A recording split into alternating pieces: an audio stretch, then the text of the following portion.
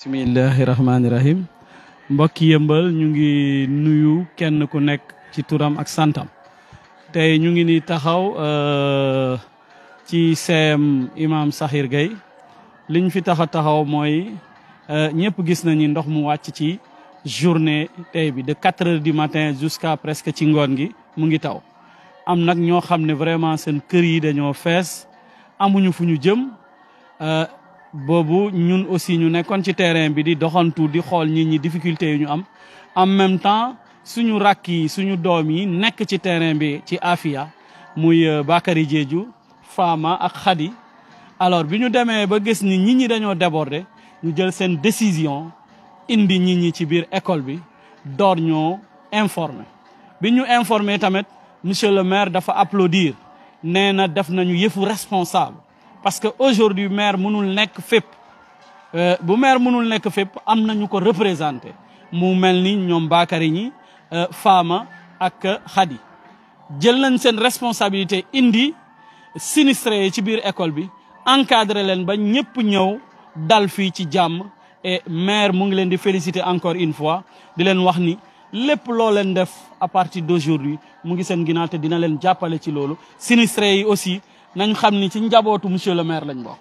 njabootu monsieur le maire nag mu yëmbal sud gi képp koo xam ne yaa ngi yeewoo yëmbal sud ci njabootu monsieur le maire la bokk. Donc du bàyyi njaboot gi nekk ci difficulté képp ku nekk ci difficulté te mu xam ko bu ko mënee da lay yóbbu foo xam ne di nga war a feex nekk ak sa famille te dara du la fa sonnal. Looloo waral tey mu naan ma demal ba foofu naan leen na seen xel dal na ngeen toog fii ba yàlla def lu gën ku nekk dellu ci këram chaque année da koy def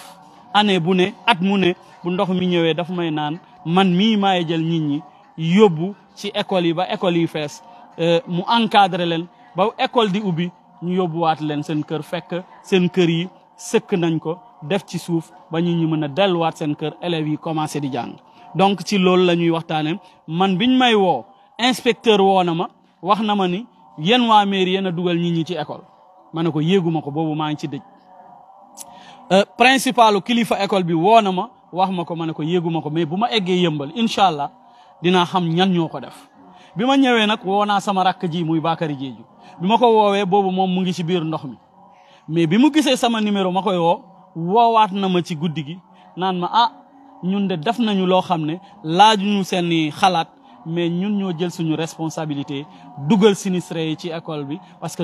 dugg nañ ci kër yi gis nañ lu ñuy dund bi ma ko waxee rek dama ko félicité dama ko ne def ngeen lu baax responsabilité du question xale wala mag responsabilité dañ koy teel a jël. Bi ma waxee loolu ci laa woo directement le maire ma ne ko ah situation am na lii ak lii ma nettali ko comme ni ma ko Bakary waxee sama doom ji muy Fama aussi ni ma ko nettalee mu ne ma très bien. Demal malgré sonn nga demal ba ci école ba nga nuyul ma sinistré yi naan leen vraiment maa ngi seen ginnaaw te incha allahu rabbi dinañ ko gis looloo tax may féliciter sama frères yi wax leen ni ah suba de di ngeen amaat beneen affluence mais il faut être vigilant maire daal mu ngi seen ginnaaw mu ngi ci ginnaaw sinistré yi parce que njaboot gi moom moo ko njaboote te incha allah dina ci jàpp ba kenn ku nekk boo fiy jógee fekk sa kër nekk ci condition yoo xam ne mën nañ foo dëkk ngeen dem asalaamaaleykum wa rahmatullah. ana sama chéri ba.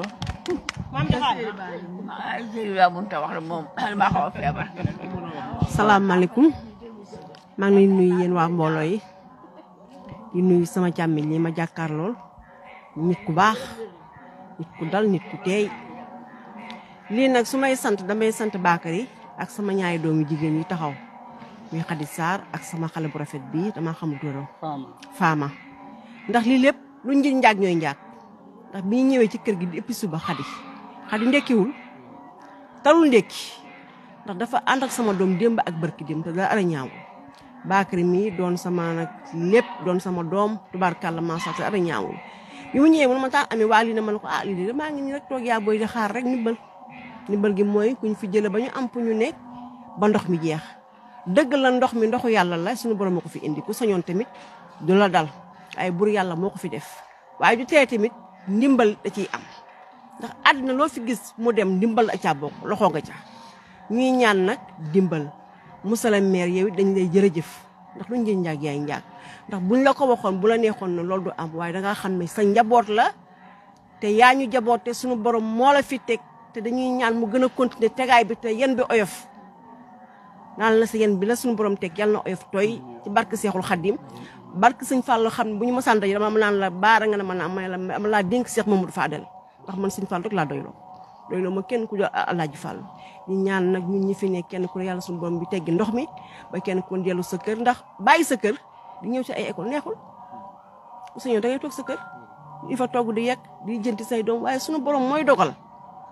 jaam ak pexem yàlla ak dogal bi xëy na suñu borom nii la ko dogalee nii la amee man mii wax ak yow waxuma la ndox waaye dal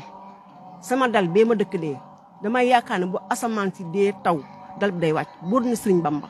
waaye nag dama koy doyloo xam ne suñu borom moo ma ko teg saa bu ko teggee noonu lay demee maa ngi sant ñëpp. Merci.